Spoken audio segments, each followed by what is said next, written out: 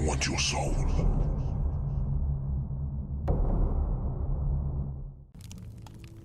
Let me start off by saying that I am, by no means, famous.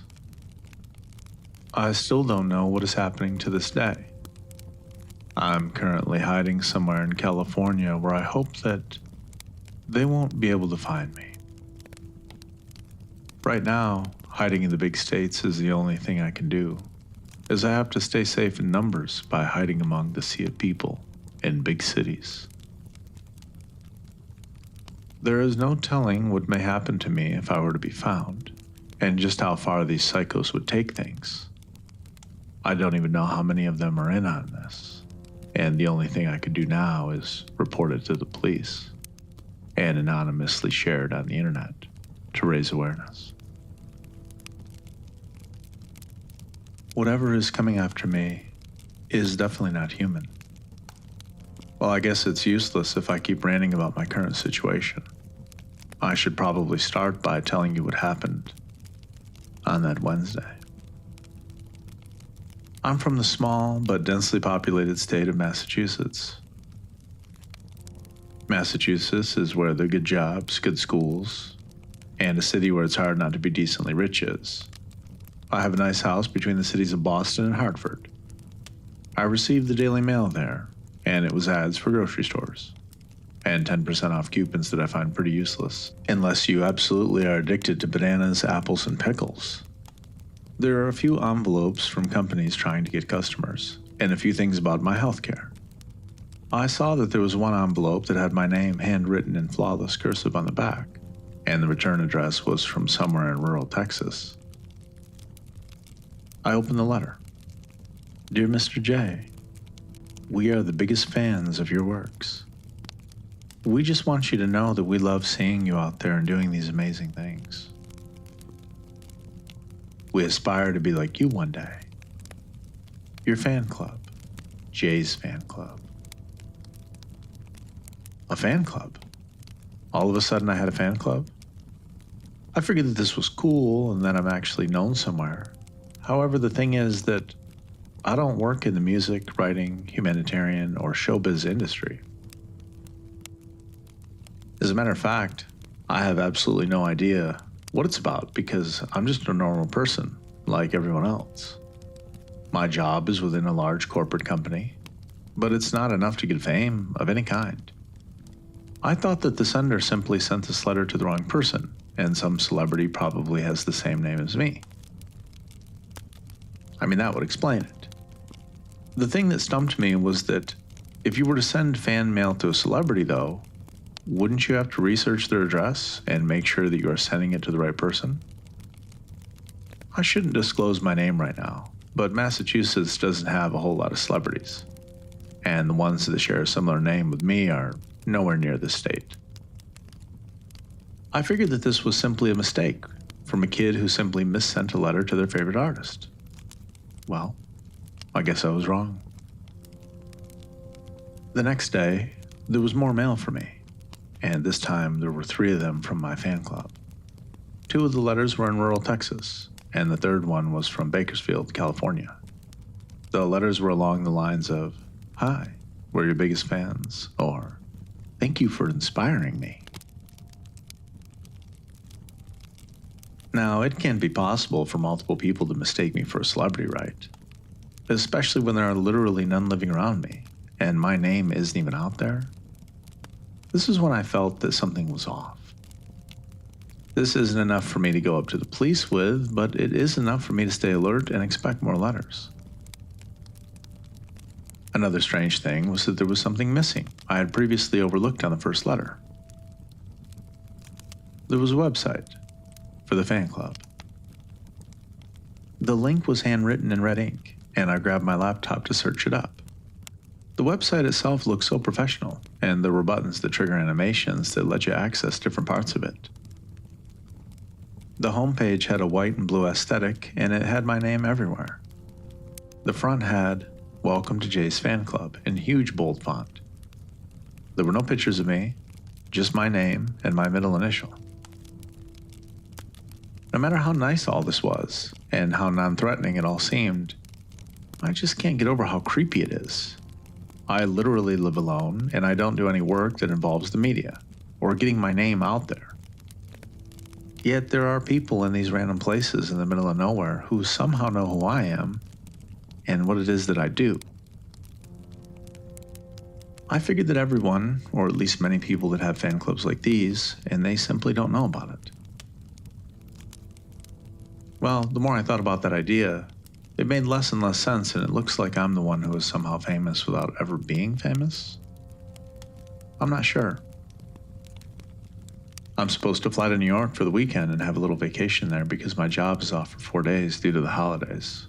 I packed my bags that day and flew down to a hotel in the big city of NYC, Times Square. But prior to leaving, I put up a sign on my door to let the UPS, FedEx, or the mailman know that I'm out of town and to stack any mail that I have. I have alerts on my phone for whatever comes to my house in Massachusetts, and I know exactly what it is at my doorstep. Now, I kept checking that website, and nothing happened there during my vacation. However, I did receive dings for things from the delivery people that a package has arrived at my door. I got on the plane and turned off the Wi-Fi on my phone, so I could sleep this whole thing off. It was a 2 to 3 hour flight, and I felt more or less okay again. Well, that is until I found the stacks, and stacks, of things that were sent to my house. I approached the pile of things, and my phone blew up because I was connected to Wi-Fi. There were 17 notifications on my phone, which was sent to me in the 2 to 3 hours that I was on the plane. They were all packages addressed to me from Texas, South Dakota, Wyoming, Montana, and North Carolina. They were t-shirts and hoodies and pillowcases that are from the same website. There were probably 20 letters in the mailbox, and there was practically nothing but letters in there. After doing the painstaking job of unboxing all the packages, I took a look on the website, and my blood ran ice cold. There were about 30 photos of me from my trip to NYC. And it wasn't like I was just off to the side, or a quarter of my face in the corner.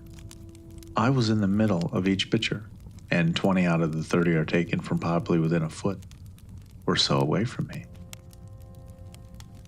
The photos were of me at Broadway, the subway, the Twin Tower Memorial, and on a boat to see the Statue of Liberty. I looked at the bottom of the page and it said, "Did you enjoy your trip?" I took this down to the police station and they told me that they were going to put my neighborhood on high surveillance. However, for me, I didn't feel like that was enough to stop this from happening. There was no way this was an accident now. This is intentional stalking and harassment. I didn't know what I was supposed to do, but I have to do something about this, or else I knew it would never end. You know, I love waking up on winter mornings in slippers, PJs, and a nightcap. When the birds are chirping at 6 a.m., but you fall back to sleep for another hour. This morning was just that. I took a shower and put on some comfortable clothes to start my day. I was in a good mood, and I thought that today was just one of those days. Well, I guess that would be too good to be true, and I was right. I entered the living room and I froze on the spot in absolute terror. There on the TV stand were 5 Polaroid cameras, with a bunch of film on the floor. When I picked up the pictures, I could feel my blood go cold, and I started to break out in a cold sweat. There were about 50 fucking photos of me sleeping, all scattered on the floor. Most of them were close-ups, and the rest were from the backyard window. Of course, they used the backyard window to get in. There are no cameras there, and I rushed to the Boston Police Department and demanded to see the footage after showing them the photos of me being taken. After checking that I had a similar complaint recently, they let me check the camera footage from last night. And sure enough, my backyard was one of the blind spots. And seeing that no one appeared on the footage at all during the night, I assumed the culprits escaped through other small blind spots that the cameras couldn't catch. I thought that this whole thing would stop after the few dozen packages and letters that I got, but no. They decided to enter my house and snap photos of me in my sleep? That was the last straw. I packed my shit and was ready to leave the state. But where am I supposed to go? I plan to stay down on my mother's property in Florida for a while, I think. My parents are divorced and life has taken them both on separate paths, so that may be the best option. My mom and dad had both written me into their wills to inherit the property after they died anyways, and when they died, I get to rent those places out to tenants to make extra money. My dad has a separate place that I inherited and both are able to be rented. However, both houses are vacant, so I was able to escape Boston and head down to sunny Miami-Dade. My mom's house was a little bigger, and with a basement. I unpacked, but I didn't fully unpack knowing that anything may happen. However, I felt a little more at home since my mom's house is actually where I grew up. I only ever moved to Massachusetts because I was fortunate enough to get accepted into their top university to study law and journalism.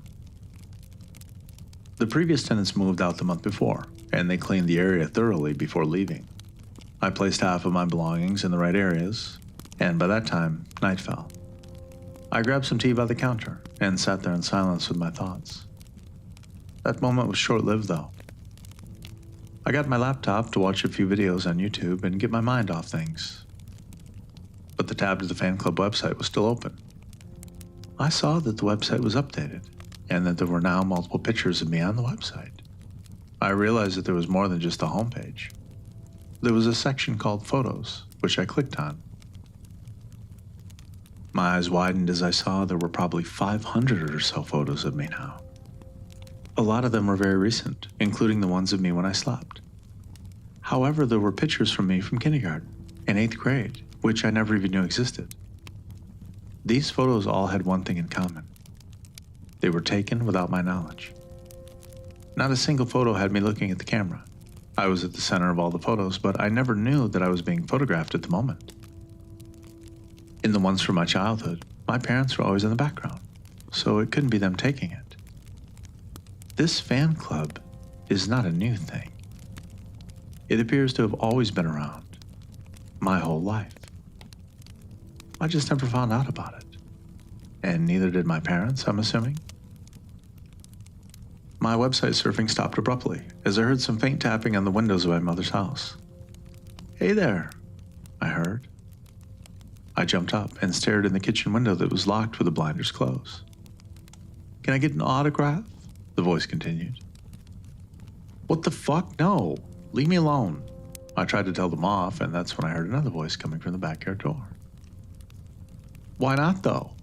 We're your number one fans," the woman said. I then rushed to that door and locked both locks. "Please, just let us in," I heard her say.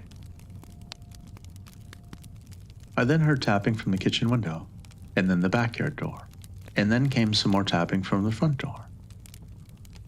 "We tried to tell you with those pictures we took." The voice from the front door sounded like a teenager, and then I decided to lock all the windows, doors, and entrances. Anything that I was able to lock, I locked. "Leave me alone, please. What do you want from me? I'm not famous, nor am I well known. What is your problem?" "You are special," came a fourth voice. "Just get the fuck out of here," I was yelling now. I called the police at that moment, and in the panic, I bumped my hip into the table. A mug fell off and shattered into pieces. I was so frantic that I could barely even get a grip on the phone. "Are you trying to call the police on us?" Another voice, the voice of a man, came through the wall. "Yeah, I am. And in the next 10 minutes, I'm going to have you all arrested if you don't get the fuck off my property." "But we came such a long way to find you," said the woman in the backyard. "I don't give a shit," I was screaming at the top of my lungs now. "Go back to Texas or North Dakota or wherever the fuck you're from. Just leave here." "But we came for your autograph. Don't you know? I'm not giving out any autographs, and I will have every one of you sick fucks in jail." I then dialed 911 and called the Miami police, and they would be here in 8 minutes. I then heard a ding from my laptop, and I saw that the website was updated again. Now there were even more photos, but as I scrolled to the bottom, I screamed out loud. There were 5 new pictures of me from tonight that were probably taken a few seconds ago, because it showed me calling the police. The thing that scared me was that the picture was taken from inside my house. "Don't you get it, Mr. J? You are special. We simply wanted an autograph for all of us." However, I wish that we didn't have to do all this, or what we were about to do, a voice said. That's when I heard the tapping on the windows get progressively louder, until they were basically pounding on the windows of the house. The banging was so loud that I rushed to get the basement keys. I took my laptop, phone, wallet, car keys into the basement, and I locked up all my valuables in a compartment. And that's when I heard the glass on the windows of the house shatter.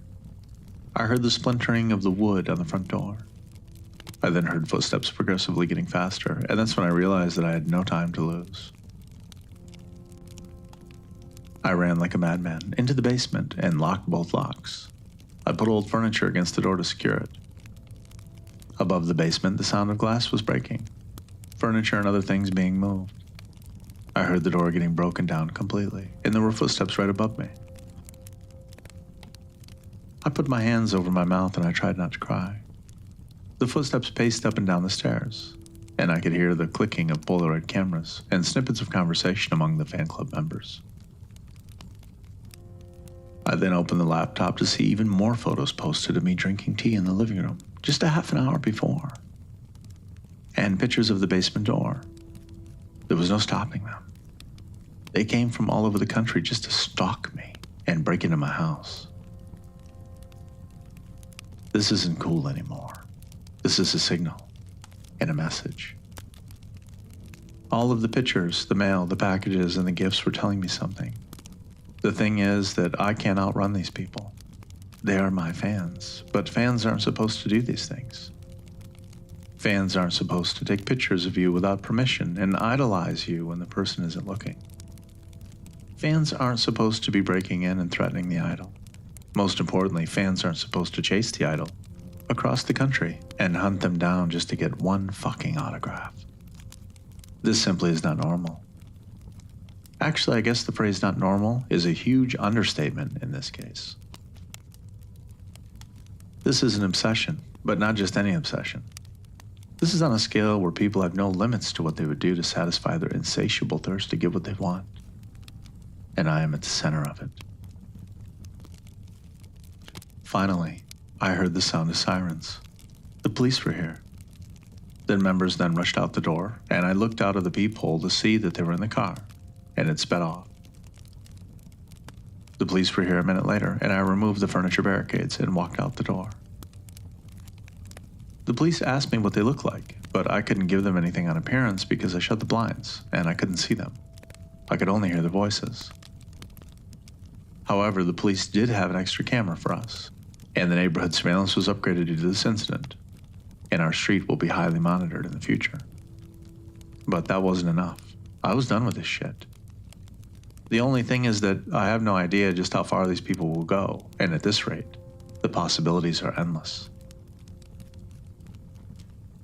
I decided to tell the police how things happened and asked them to shut down the website. The case ended up with a department that dealt with internet and virtual crimes, and it was shut down the next day. I only had one last place left, and that was my dad's place. My dad was a good dad, but the money was tight, and he had a mental illness and a disability that prompted the divorce. I do get sad sometimes thinking about it because I would get nostalgic when I see the house and think of good times that I had with my dad over the summer, further north in Carson City, Nevada. Despite the police presence, I had to keep running though, or else who knows what these people would do to me if I stayed still and just let it go. I hope these fans of mine will know that as long as they keep chasing me, I will always run. The only problem is that I don't know how long this would last and just how long they can keep up. I quit my job at my previous law firm and had to settle down before I could reapply for another law firm with similar standards. I learned my lesson from the past few incidents, and I decided to buy surveillance cameras for two sides of the house. It was one of those that also had microphones on the outside to let you hear what's going on. I put one in the front and another on the side of the house that shows the part I am unable to see via the windows. I could see the entire backyard without the assistance of a camera since the bedroom window shows the entire area. There's also an app that I downloaded so that I can check both cameras via my phone. I can't rely on the police to look over the house for me since they don't even bother to think about it until something actually happens, and I just don't have time for that. This time, weeks went by without anything happening. It was then that I realized that this whole thing had probably stopped, and I could relax a bit. During my stay here at my dad's, I decided to buy a little wine and beer for myself to relax and somehow forget about what happened these past few weeks and continue my normal life here in Nevada. Whenever I did find it extremely hard to sleep, a few cans of beer would do it. I don't drink to the point where I get drunk and absolutely wasted, but enough to get me a little tipsy, a little relaxed, so I can go to bed. So I decided to down several cans of beer before I felt fuzzy and collapsed on my bed. The next day, I opened the upstairs bathroom window a little, and immediately a disgusting and putrefying smell came through. I had no idea what it was, but it was so bad to the point where I had to spray air freshener everywhere and close the window. The entire outside of the house smelled like rotting meat, and I almost puked. I had no idea what it would be. So I decided to check out the situation for myself with my phone, which connected to the cameras. I opened the camera and saw nothing in the front of the house. However, I noticed that there was something that was just hanging off of the tall wooden gate that blocked off the backyard. And then I zoomed in on the gate. It was a human hand. I frantically then opened the next camera and I screamed. There were at least 30 people hiding at the side of the house, and the only reason I never saw them before was probably because the wooden gate was tall and blocked the view. Some were standing and others were lying down. I didn't recognize any of them though. However, when I zoomed in to get a better look, I finally understood why that part of the house smelled so bad. And I nearly fainted once again. The ones laying down were rotting, stinking corpses. There were probably about 10 decomposing bodies lying on the floor, and what is even worse is that they seemed to have been eaten in certain places. However, I did see that 5 other people who were lying down were still alive, but injured in the leg. That part of the yard was trashed with chip bags, cans, and food remains. There were huge chunks of flesh and meat missing from their abdomen and necks. There were also some decapitated with their heads half-eaten, and the inner parts of their brain and face are completely exposed. Most of the bodies had been mangled beyond human form. There were 2 bodies that have nearly been reduced to bone. I also saw there were 2 pistols that were on the floor next to the bodies. These must have been the weapons used to kill 10 of the 30. The most horrifying thing was discovered when I rewound the camera footage from last week to today. The footage showed 30 people all standing at the side of the house, and they were all smiling and waving at the camera which was on. They were wearing normal street clothes like t-shirts, jackets, and shorts, or pants with my name painted on all their clothing. Their expression remained unwavering. They just kept standing there, smiling with huge wide grins and staring at the cameras. This continued for even more time, and I think that these people were even there for longer than a week. No one noticed them as I never looked down there, and no one else can see that part of the property. I watched the footage as they continued to stand there for hours, which turned into days. Day after day, week after week. For a week, they were progressively looking more impatient, and they haven't eaten anything ever since the beginning of the footage. However, things began to change last night. I saw that after all the waiting, a man at the front looked at the rest of the 29 and told them that he needed to get something from his place. He returned half an hour later with 2 silencer pistols and a knife. He pointed the gun at random people and shot 15 of them in the legs with the pistols. He then walked over to the ones he shot and shot 10 of them once again in the head, execution style. The man then got the knife and cut into the dead bodies and began to eat. He chopped off the intestines and stomach of a woman and signaled to the others to feast upon their fellow fan club members. This went on for hours, and they continued to eat the corpses. The footage ended after I sped it up to the present. The 5 people alive were probably spared because the other members were full. I guess the members remaining found out that I saw them, and they grinned at the camera. Then the man that killed the 10 last night walked up to the house wall and looked up at the camera. He grinned a huge grin, and I could see the dried blood on his face and clothes from last night. "Hello there, Mr. J," he said. I stood there, paralyzed with fear. I couldn't move, but I could only look through the screen of my phone and listen to him. "I'm so sorry about all of this," he said, and his voice was guttural and raspy, and it gave me chills every time he spoke. He was speaking very slowly, and he just continued to look into the camera and talk. "We came such a long distance just to find you. We also have been standing here for so many days. Ever since you installed that camera and almost never left the house, we had no choice but to stand here and wait for your response. However, now that you have seen us, we are so overjoyed." Some of the fan club members chuckled a little and widened their grins. "Please don't run from us. We are and always will be your #1 fans. Aren't you going to come out to meet us?" Fuck no, I'm not going out there to meet them, especially after all the incidents. It's such a shame that we had to do all that just to get a few photos of you last time. We love you so much now. We love you more than your parents have sometimes. You were so adorable as a baby and kid. Our fan club simply wanted to document that, and of course, we have always just watched you since birth. The man continued. "Now that we have found you, we just want to have some fun with you." What happened next is something that I do not wish any other human being to see. I would not wish this sight on my worst enemies. Not even with months of therapy can I get rid of the sight. It's even hard for me to describe through words.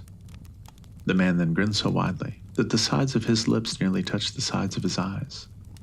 He opened his mouth so wide that I thought that the top part of his face would fall off, as it was probably hanging by the little skin he had between his ears and his neck.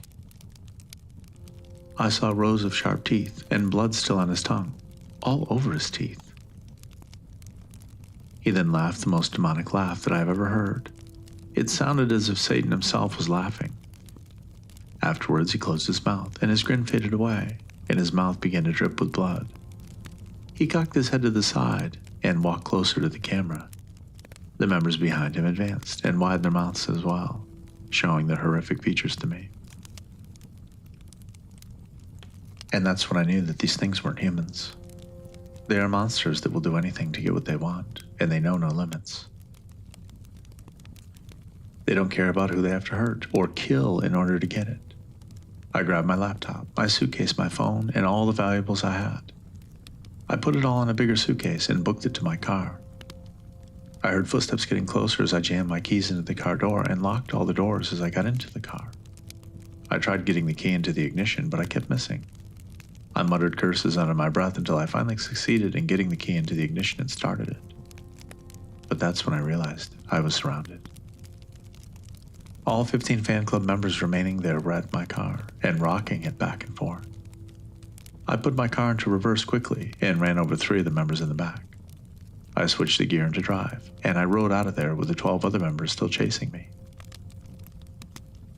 I called the police over the phone to simply let them know about what happened. Apparently, the Carson City Police already knew what had happened to me when I pulled into the station, because I told the police in Florida about my dad's property, and I guess they decided to inform the departments in Nevada. Now, all 3 places that I was able to escape to were found, and the police have been notified of all 3 incidents. I can't go into New York, Massachusetts, Florida, Texas, and nor can I stay here in Nevada. I had one choice left, and that was to hop hotels or rent until my mom's place was fixed up, or my dad's place was cleaned up. I also needed my neighborhood in Boston to be watched most of the time by the police. I chose to rent a place somewhere in the big cities of California. If I rented, I wouldn't be the only person that those things have to deal with, since the landlords will definitely be around, or at least watching over the house in some way or form. I don't know what's going to happen this time. I feel bad if they actually show up and my landlord would have to deal with it. However, I guess that renting is the safest way for me. This time I didn't take a plane. I drove all the way to the Golden State in my Lexus, and I took all my belongings. I don't know how many of those creatures are going to be where I'm staying, But if there is one thing I know about them, it's the fact that they will probably find me. I might have to run away again to an even bigger city. I can only rely on California and its cities to keep me hidden for so long. I've been getting quivers lately all over my body, and I've had to go to the bathroom more often those days. The worst thing was probably when I developed insomnia because I was so paranoid about things. I went to the doctors to check me out, and they recommended me to a psychologist. Apparently, they didn't like what they heard. I was diagnosed with clinical anxiety, and I had to be put on meds for my insomnia and the constant bathroom breaks. Those creatures caused me so many problems that I now have these health problems that can only be cured via therapy. This time, I can only hope they don't find me, and I pray to God for my safety, which I know is never guaranteed. Especially when I have grinning demons who would do anything just to stalk me and satisfy their desires. Now, when I got to California, I rented a highly surveilled 2-story residence that was owned by a very nice couple. This time I decided to unpack everything and apply for a law firm, a job. I trusted this place, I felt good about it, and to my surprise, things were actually okay. I got accepted for a job, which meant that I was working once again. I went to therapy on the weekends, and I was thinking that I was finally going to have a normal life. Finally. Well, even if I were to leave a normal life, I will never be able to forget what happened to me. Nor will I ever forgive the creatures who have caused me so much pain and distress.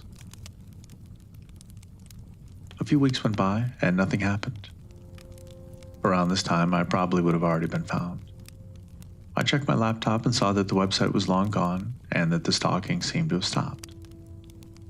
After a couple of months, I was living normally. My insomnia had started to fade away, and my law firm here actually paid me better than the one in Florida and Massachusetts. I guess that all good things must come to an end one day, though. But why do I say this? That would be because one day, I was getting in my car when I noticed that there was something in the cup holders at the bottom of the interior car door. I picked it up, and it was the back of a photo with some coffee stains on it. Well, when I turned the photo over to see what it was, I could feel my stomach turn. I could feel my breakfast coming right back up my stomach and my esophagus. The picture was of me in the living room with a cup of coffee. This picture was probably taken last week, and I have no idea how it ended in my car's cup holder. The point is, they found me again. Just as I thought I could live normally, those motherfuckers had to come in and ruin it. It hasn't even been a year, and a few months is probably the longest I've gone this year, without those things finding me. I reported this to my landlords, who contacted the police, but they hung up the phone and told me that the police said that a simple photograph wasn't enough, which I guess made sense to me. I kind of expected this because I never told the police in Nevada where I was going to next, and it was definitely not within their boundaries to watch over me only when they have an entire city to watch. Maybe I'm depending a little too much on the police because some things are beyond their power to deal with. So, I decided to buy a handgun. In California, they would have to make sure that guns don't fall into the wrong hands, but I had no criminal record, and it didn't worry me. The gun itself cost a few $100s, which I can afford now that I'm working again. Now, I felt a bit safer knowing that I had a weapon at my disposal. I made sure to check in with my landlords, who agreed to let me keep it in the house. Weeks went by without incident, until I got another letter in the mail. There was a piece of paper that was a missing persons flyer which showed a missing man and a missing woman. I put that on my bed and put it in a box for scratch paper. However, something else fell out. It was another letter, and it was with that same return address in rural Texas. I snubbed my nose and read it. The letter was literally only one sentence that said, "Don't forget about us." Well, I wish I could forget about them, but they just had to come back. They just absolutely needed my damn autograph and a fan meet and greet, which I was absolutely not going to let happen after all they did to me. As I was about to throw the envelope away, I realized that there was something else in this envelope. It was a USB, and there were the words, "We love you," written on the side. I took the USB and plugged it into my laptop, and there was a video. It was kind of grainy, and the quality in general wasn't very good either. The video showed a person holding a camera running on the sidewalk. and taking all these turns through a neighborhood. The street signs didn't show because it was nighttime when this happened, and I had no idea where they were.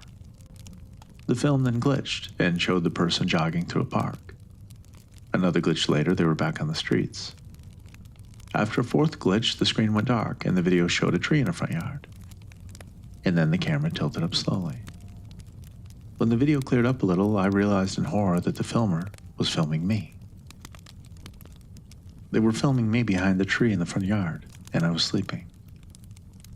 The camera turned around 180 degrees until I saw who was filming. It was that thing from Nevada, and he looked directly into the camera lenses, waved goodbye, and the video ended there. I don't want to have to relive this shit for a fourth time, but these psychos are everywhere. I took this video down to the police station, and that was enough for them to watch the neighborhood more closely. I know that I shouldn't depend too much on the police for this, but it's the only thing that I can do. I also kept my gun closer to me as I know what to do if situations get dire. It just keeps coming back, time after time. They keep appearing. Today was particularly windy here, and there were a bunch of leaves blowing against the backyard window. However, I noticed that there were no leaves being blown into the backyard. It was paper fluttering in the wind. There were a lot of them too, and I decided to go outside and clean it up.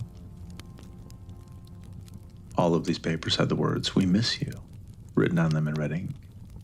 This can't be coincidence, can it? Right after I watched that video, this happened. Now my paranoia is back, and this time, I don't think any amount of sleep pills will help it. So the only rational thing for me to do was to get some more beer and some more liquor. I came back home with some cans of Heineken and some tequila. I took the shot glass and tried to drink myself to sleep. I drank shot after shot until I felt that fuzzy feeling that allows me to go to bed. However, I kept going until I was 10 shots deep. I ended my night like that, completely and utterly wasted. It's been a long time since I've done that.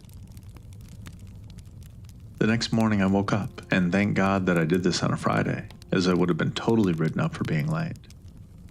I woke up around lunchtime that day, but I did not regret drinking myself to sleep. Because sometimes I need to do it if I want to forget about those creatures. I figured that I should also get coconut water for my hangover.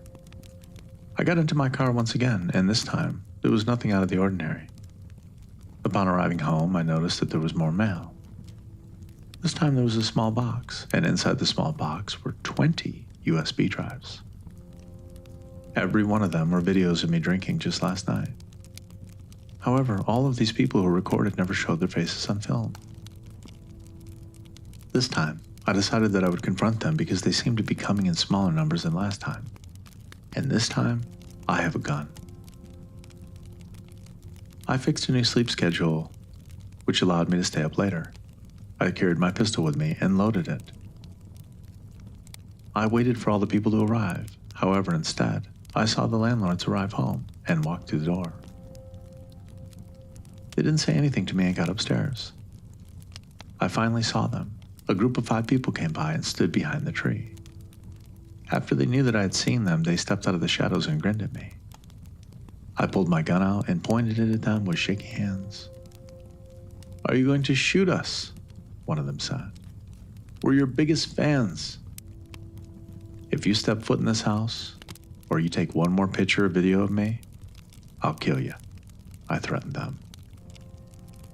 "Do we really have to step foot in that house to get a closer look at you?" the same member replied. "Just look behind you." I turned around and saw absolutely nothing behind me. However, when I looked up, I saw the landlord staring down at me, then giving that same wide grin that the other members were giving me. I realized then that I had been duped all this time. The landlords were members. How could I have not seen that? The pictures of me in the living room, and the fact that they're never home when I'm home. "We finally found you after all this time. Who knew that you would pick our house?" the woman said.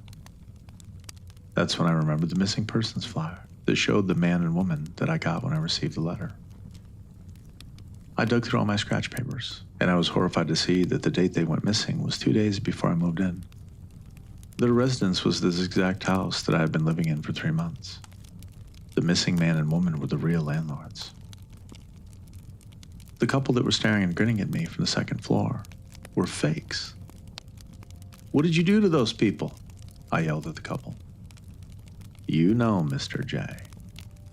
We have admired you for a long time, and we came from Texas after we heard that you were going to rent this place. About that other couple, we had to get rid of them before your arrival, because how else are we going to meet you when they're in the way?" The woman crooned with a smile, and the man just stood there grinning at me. "When you got here, I found it hard to hold back my excitement, and I had to try so hard to keep my composure. We had to wait until the others got here. And now that all of us are here, may we get your autograph?" She snapped a photo of me with a camera. "No, go away. Stay back. You're all psychos." I grabbed my gun and pointed it at all of them. I backed into my room and locked the door. I began to pack up, and by the time I shoved everything that I had into a suitcase, I looked under the crack of the door, and they were all there. There were so many of them that I hid in the closet and planned to make a run for it when I could. I heard them slowly break down the door into the room, and they scattered all over. I watched through a crack in the closet door, and I saw that they were all looking at the closet now. They then advanced towards me. And once they opened the closet door, that's when I did it. I sprinted through the entrance without looking back, and I got my keys and got into my car in record time. However, the other members were fast as well. And one of them got on top of my car and started pounding on the roof. I hit the gas and put the car in reverse, and then switched it to drive very quickly so that the creature would fall off. I decided to then grab the gun, open the window, and try to shoot off the creature. I missed on all my shots, but it must have scared it enough for it to get off, and I got the hell out of there. I was so mad and frustrated that I can never relax without these things watching me. I drove to a faraway hotel and booked a room for a week, and that's where I am now. It's been 3 days since this happened, and it's still not stopping. These creatures aren't stopping, and they will sacrifice their own just to get what they want and satisfy their twisted goals.